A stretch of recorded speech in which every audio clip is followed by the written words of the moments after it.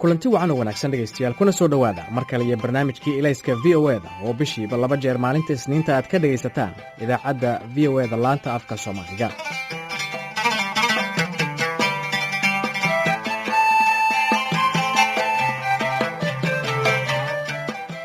intii dhegaysatay barnaamijkeennii hore ee ilayska ee baxay 28kii bishii Oktoobar ee la soo dhaafay waxaanu kaga hadalnay caqabado ay la kulmaan dadka Soomaalida ah ee bukaanka ah ee caafimaadka u raadsada dalalka dibadaha gaar ahaan waddanka Maleeshiya.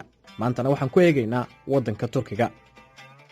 faragelintii Turkigu ku sameeyay Soomaaliya markii ay macluusha xooggan ku dhufatay sanadkii 2011 markaa oo uu booqasho lama filaana ku tegay Muqdisho madaxweynaha Turkiga Recep Tayyip Erdogan oo markaa ra'iisul wasaare ahaa iyo Turkiga oo dal islaam ah ayaa keenay in Soomaalidu ay abaal u hayso laabtana u furto Turkiga.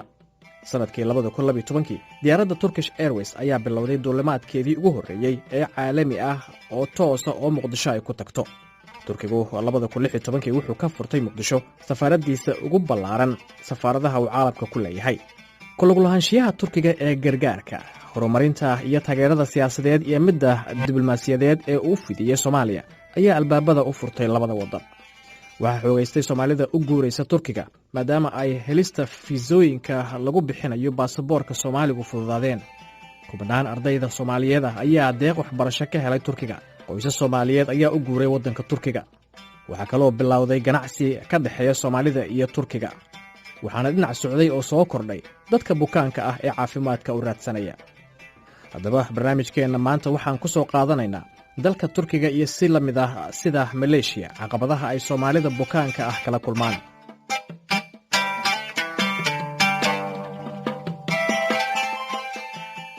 qofka Soomaaliga ah ee doonaya inuu caafimaad u tago dalka Turkiga ee Soomaaliya ka soo baxa tallaabada ugu horreysa ee uu qaadayo waa sidii uu ku heli lahaa fiisaha ama dalkugalka Turkiga. Dr. Maxamed Axmed Maxamed waa dhakhtar ka howlgala mid ka mid ah cusbitaalada ugu waaweyn Turkiga ee Medical Park oo xarumo ku leh dhammaan magaalooyinka waaweyn ee dalka Turkiga. waxaan weydiiyey arrinta fiisaha iyo sida ay bukaanada Soomaalida ku helaan.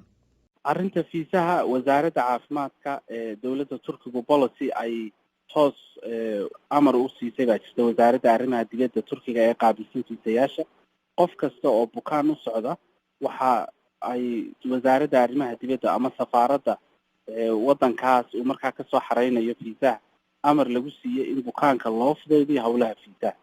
tusaale ahaan waxa muhiima procedureka ama habka uu markaa bukaanku maraya waxay tahay inuu si toosa dhakhtar Turkiga ka mid ah uu ula soo xiriiro sida dhakhtarkaygan oo kale uu u soo gudbiyo cabashadiisa. dhakhtarka ayaa wuxuu u dalbayaa warqad buu u qorayaa safaaradda ku socoto oo odhanaysa bukaankaasi hawshaas iyo hawshaas u socdaa waxaana laydinka codsanayaa ka safaarad ahaan inaad fiisaha siisaan. sidaas ayuu qofka fiisaha kusoo qaataa. wax lacag ah oo markaa howlaha kaga baxaa aad ma badna, waa safaaraddu intay u baahanta oo keliya. kadib marka uu qofka fiisihii soo qaato oo uu airportka kasoo dego hawshiisa waxa la wareega cisbitaalka oo ambulance kaga hor imanaya islamarkaana si ugu dhaqsaha badanna loo howlgelayo. marka hawsha fiisaha in dad badan ay markaa dhexda u galaan oo qofkii lacag badan laga shubtaa waxay caqabad ku keenaysaa qofkii markuu waddanka Turkiga yimaado wixii uu lacag haystayna fiisaha ay kaga soo baxeen waxuu isku daaweeyo ma helayo ama nolol maalmeedkiisii kale inta uu halkan joogayo. markaa caqabadaha ugu waaweyn hadda dadkeena haystay ka mid tahay in dhibaatada saasi ay jirto. wasaaradda caafimaadka ee Turkiga cabashada arrinkaa la xiriira waa nin gudbinay. waxaananu u sheegnay annagu ka Soomaali haddaanu nahay inaananu la mid ahayn qofka Germany ka imanaya ama ka imanaya Azerbaijan wadamadan ku dhadhow Turkiga ee already fiisihiisii bilaash kusoo qaatay halkan yimi la mid maaha Soomaalidu. that's why isbitaalada qaarkood ay discount gaara u sameeyaan Soomaalida because qofka Soomaaliga waa qof soo daalay oo airport diyaarad tigidh kaga soo baxay fiisihii tigidh kaga soo baxay. waa qofka waxaan ka hadlayaa wadada saxda amara. haddii wadadu ka qaldantana already dad baaba hawsha fiisaha lacag kale kaga qaatay oo qofkii isagoo daalan buu markaa Turkiga soo gaadhayaa.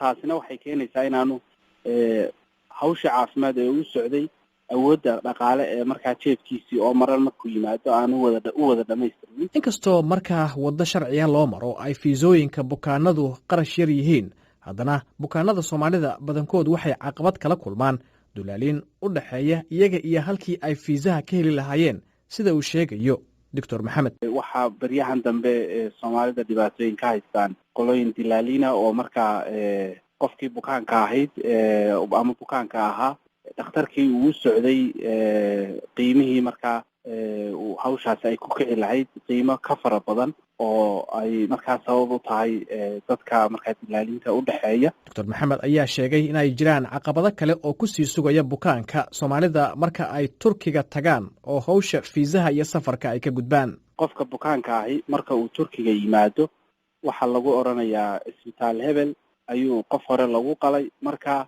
isagoo indhaha isku hayo isbitaalkaa tegaya oo aan already sii baadhin qalliinkaas isbitaalkaas ma ku fiican yahay ama doctorka hebel ee qalliinka samaynaya ma ku wanaagsan yahay. waxa kale oo aan iloobay oo inaan ku daro rabay, ardayda waddankan wax ku baratay way dadaaleen. waxaa ilaa 10,000 oo arday baa jooga waddankan oo luqadda af Turkiga ku hadli kara, laakiin hawsha caafimaadku la mid maaha turjumaadda waxyaabaha kale sida ganacsatadoo kale hadday wax kala iibsanayaan markaad u turjumayso iyo qof bukaana iyo dhakhtarka markaad u turjumayso way kala duwan yihiin. marka medical terminology yacni kelmadaha medical terminology-ga qofka aan si fiican u aqooninin dhib badan buu u geysanayaa bukaanka iyo dhakhtarkaba. taasina waa talo guud oo markaa aan u jeedinayo dhalinyarta dadaalaya ee markaa hawsha turjumaadda ka haya waddankan Turkiga. dhibaatooyinka ugu badan ay markaa bukaanadu la kulmaanna waxaa ka mid ah turjumaadda loo turjumayo oo qof medical terminology ama dhakhtar hore aan soo ahayn uu isku dayayo inuu turjumo. caqabadahaasi uu dhakhtarka ka soo sheekeeyey waxaa barbar socda dhakafaar bukaanka ku dhaca marka